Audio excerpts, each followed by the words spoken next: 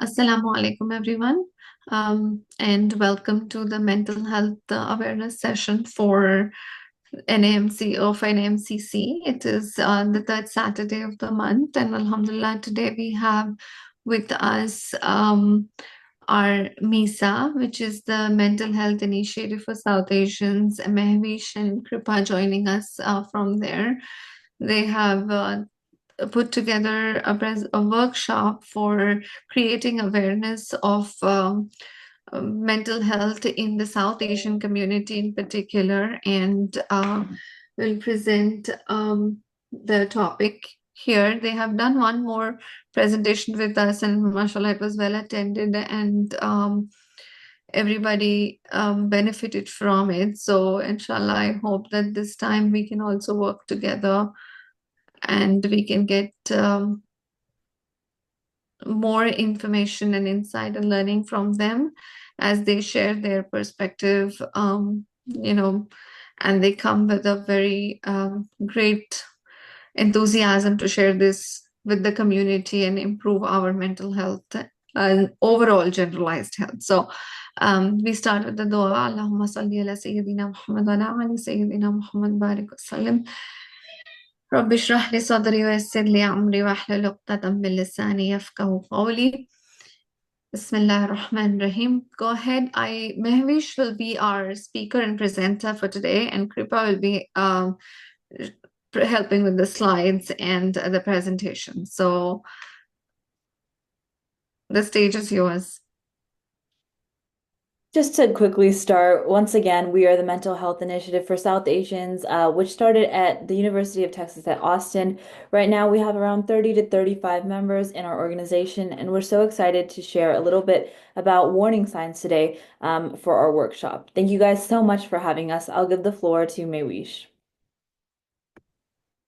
All right, so I'll just go ahead and get started. So, from the previous workshop, we basically just opened we just opened the discussion around mental health in the South Asian community, and we addressed many of the common cultural barriers that make mental health such a stigma for us South Asians. So we just discussed ways we can be better at being present for others in their times of need. And now, for this workshop, we're going to move into how we can recognize those warning signs that may signal that a loved one may need some help. So, recognizing warning signs of mental health struggles in ourselves and others is really important. Catching these signs early on gives us a chance to step in and address them before they turn into bigger challenges down the road. So, our goal today is to help you feel confident about identifying and handling these situations as soon as they come up. So, we will be using the RAISE format to break things down into simple steps. So, the RAISE format is to first recognize, to then assess, initiate, sympathize, and then encourage. So we'll start by talking about the very first step, which is recognize. And before we begin, we want to remind you that mental health exists on a very large scale. And following warning signs that we talk about can apply to both ends of the scale from, the little daily stressors to diagnosable mental illness. In fact, 50% of people who will experience a diagnosable mental illness in their lifetime will show warning signs by the age of 14. 75% will show warning signs by the age of 24. And this just shows you how critical it is to understand and to respond early. And then you can just go to the next one. Perfect. So with recognize, there's three main categories we want to talk about. So changes in habits, physical symptoms, and emotional symptoms. And these can be a wide variety of different symptoms or changes. For example, with changes in habits, loss of enjoyment from activities or places, withdrawing from social interactions, dramatic changes in sleeping or eating habits, or just general decline in other aspects of life. And then physical symptoms, you may not think about it, but be having persistent headaches, always being exhausted, digestive problems, body aches, and personal neglect such as not taking care of your personal hygiene can be those physical symptoms. And for emotional symptoms, we usually can see this as always feeling really sad or excessively excited or even happy for no good reason, worry, anxiety, drastic changes in your mood or personality, even difficulty with concentrating, memory problems, feeling worthless, etc. The list can go on for miles and miles. But that's just to show you like the wide variety of symptoms that can show you that someone may be going through a difficult time. I know personally speaking, especially being in college, I can remember many different experiences where I've seen many of these different warning signs come to fruition whenever I'm really stressed about an exam or with my friends or etc. I know personally I experience difficulty going to sleep or staying asleep. I also tend to eat a lot whenever I'm really stressed. And I also do tend to get headaches when I'm really stressed. So I face a lot of these during different points throughout my college career. And so we just want you to think about this on your own time. Just think about a warning sign that you may experience in your own life and then share the struggles or think about the struggles that led to this moment and how that warning sign developed. So, one of the most unique aspects of mental health in our community is that we describe physical warning signs at a much higher rate than others. We are more likely to talk about experiencing things like the digestive problems or body aches, but we're less likely to consider and address what that source may be. So, this perspective is important to remember whether you're reflecting on your own experiences or supporting someone else. And recognizing this connection can be a really vital step in understanding and addressing mental health more effectively. Just again, personally speaking, whenever I experience stress, one of them I mentioned earlier was headaches, right? And a lot of times I would call my mom and I would just tell her, yeah, I've just had this really bad headache all day. And she tends to tell me, oh, you're just on your screen too much. You need to get off your phone, stop scrolling through the TikTok. But whenever I usually just kind of sit down and reflect after I've gone through like a certain stressor, I almost always say that these headaches do come from a period of stress, from a specific period where I'm really stressed out, such as like a really big exam or an interview. And I just tend to have this really bad habit that whenever I worry about these things, I do tend to freak out and I start worrying about my future and where I might end up or not end up. And it just leaves me in a really distressed place. And then I just keep thinking about it. And then all the symptoms start to come, such as the headaches, the difficulty sleeping, and the eating. So those are just personally what I've recognized as my physical symptoms and what causes them. So now we're going to talk about the next two steps. So first, I'm going to talk about assess. So once the warning signs are recognized, it's important to evaluate the situation and understand its severity and determine the appropriate steps to take. So first, consider severity, context, impact, and risk. So assess how severe the symptoms are. Are they occasional, persistent, and do they interfere significantly with your daily life? And then understand the context in which these signs are occurring.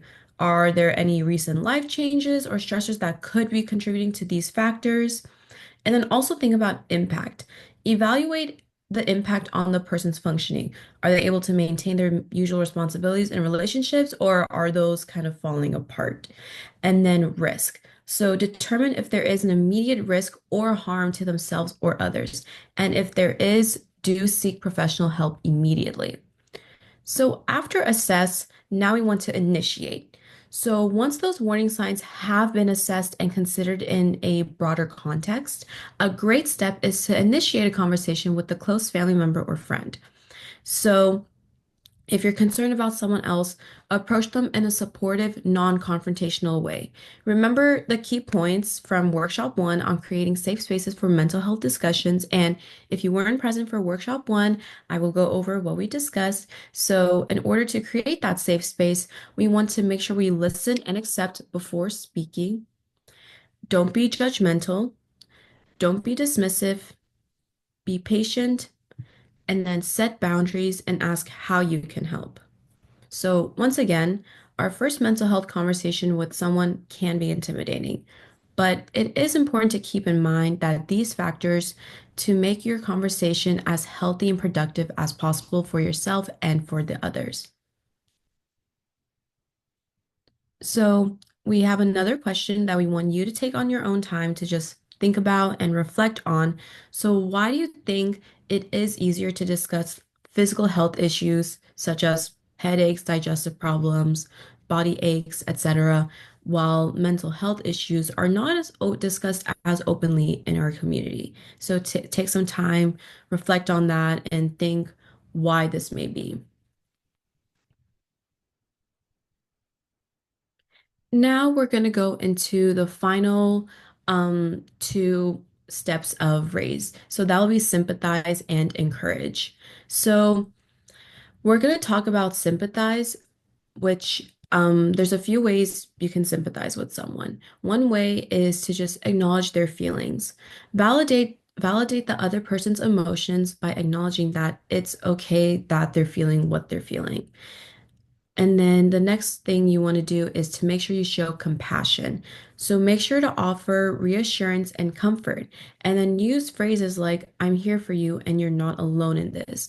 The best way, we want to make sure that we are creating a supportive environment, but also ensuring that the other person knows that we are here and we are present and we are here for them. And then make sure to maintain confidentiality. So just make sure to respect their privacy and ensure that whatever they share with you is confidential and stays between you two, unless it is an instance where they are at risk of harming themselves or others, then that's the case where you would seek professional help. But once again, being comfortable with sharing our emotions, sometimes we do feel embarrassed to do so. We feel that others may judge or shame us and fear that they think that we're even weak. But in order to speak about our mental health with each other, the foundation is sharing our emotions in an open and honest way. We should express that we are truly feeling, and we should not minimize this in any way, that our emotions are valid and we shouldn't be ashamed of them. Now we have the final step of raise, which is to encourage. So provide ongoing support and encourage them to seek professional help if needed. So here are a couple ways that you can encourage effectively. So, one, you can just be there. Sometimes just being present and available can make such a big difference. And just let them know that you care and that you are willing to help in any way you can. Then, next, we want to follow up. So, just make sure that if you are able to, that you're able to check in regularly with the other person and see how they're doing and offer continued support. Also, offering resources is a great way to encourage. Just provide information about support groups, hotlines, and other resources that can help the other individual. And then suggesting professional help. So, encourage them to talk to a mental health professional. Offer to help them to find resources or even to make an appointment. So, by following the RACE format, which is the recognize, assess, initiate, sympathize, and encourage, you can effectively support yourself and others in navigating challenging times and promoting mental well being. And then we finally have our last little discussion slide. So again, like I've said this whole workshop, but we just want you to take some time and think about this question on your own. But we want you to share with someone else or think about a time when you or someone you know faced mental health struggles. How were you able to recognize the signs, assess the situation, and initiate a conversation? And then now that you've gone through this presentation, what do you think you could have improved on? And then think about how you want to implement that in your future going forward whenever you're helping your other friends or family with difficult times that they're going through. And yeah, that's all for the presentation. Thank you guys so much for having us today. We know we had a little bit of a shorter curriculum, but we want to really encourage you all to look through these discussion sections that we've talked about and really think about and maybe talk with a partner or someone that you can trust about what you think you would respond to these questions. And please feel free to reach out to us if you have any questions.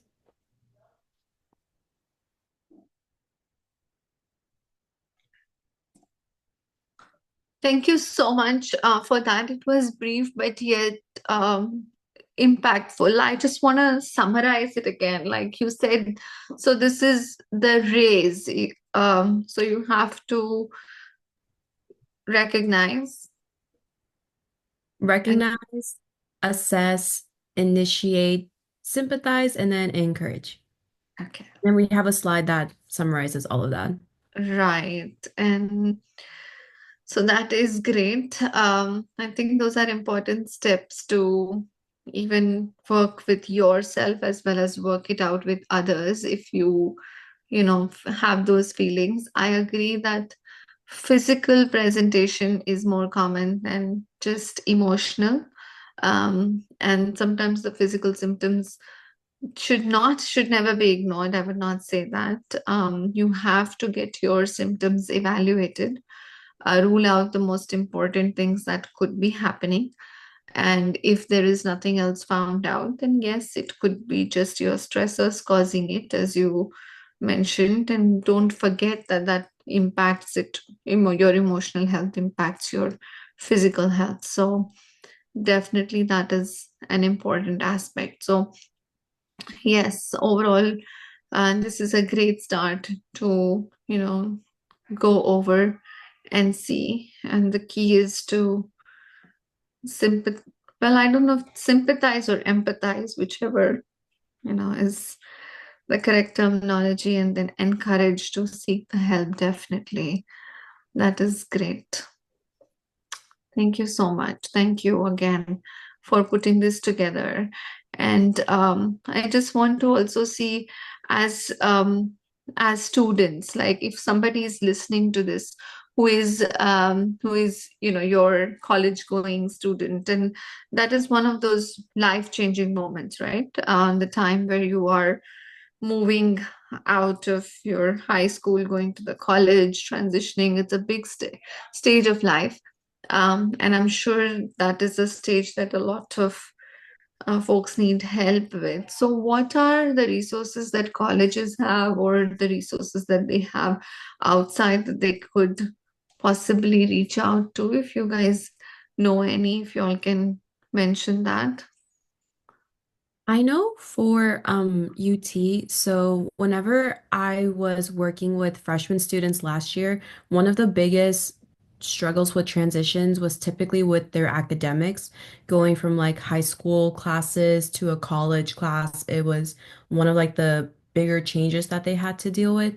But I know at least at UT, like University of Texas, they have a lot of resources with tutoring and to provide academic support and just making sure that the students get the help they need with their classes.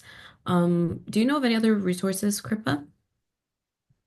We also have certain counselors at our school who are like meant to help students who feel like they're in a crisis, and of course we have crisis lines as well. And all of this information is actually on the back of our UTID card. So all the resources that you need are very much at the tip of your fingers. And of course, with organizations like ours, we can help connect people who might be needing help. Thank you. That's great. Thank you so much.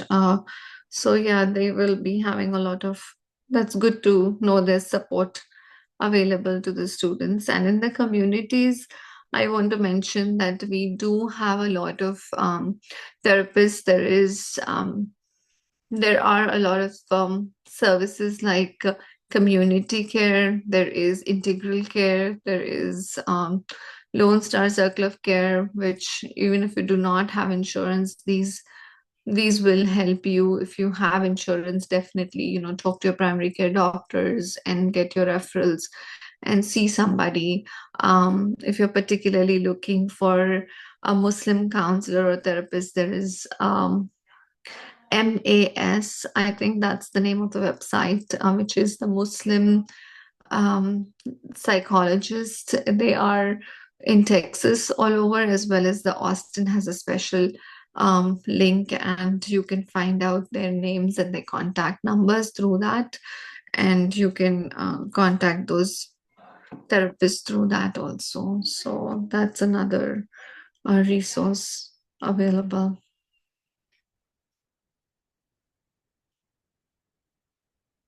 Is there anything else you guys had in particular? Is this like a more to the presentation, or this is it, and after this it's more like just seeking the help, or is there more after this one? No, this is the end of our presentation. Yeah, so this is the Okay. end of the presentation. We kept the format and the curriculum quite short for this because there is so much. So definitely we encourage people to look back through this video and the slides. We can try to send them out because there's a lot of good, dense content here, but also take time to go ahead and answer those questions because a lot of our time today was going to be the discussion of some of the more open-ended questions we had through the presentation. Sure. I do see somebody who's on the attendee list. I don't know if you have any questions, if you want to type in the chat, if you have anything, we're happy to address that for you.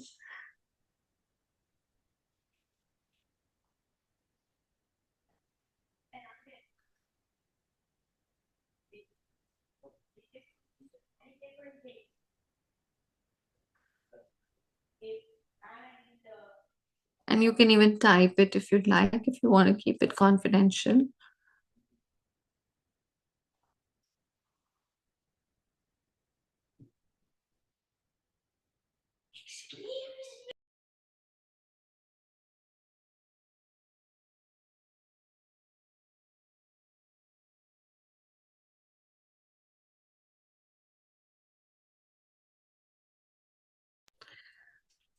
So I think that brings us to the end to conclude this, and I hope, inshallah, this will benefit a lot of people. Just very simple point, but very impactful, and something to reflect on and to see where you stand and see if you need any help from anywhere that can be provided by the community here.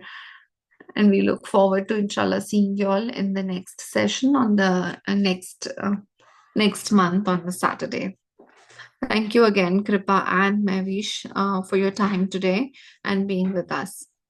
Thank you so much for having us. Thank you. Thank you so much. And with that, we will conclude. Subhanakallahumma wa bihamdika ashhadu an la ilaha illa anta astaghfiruka wa atubu ilaik. Thank you, everyone.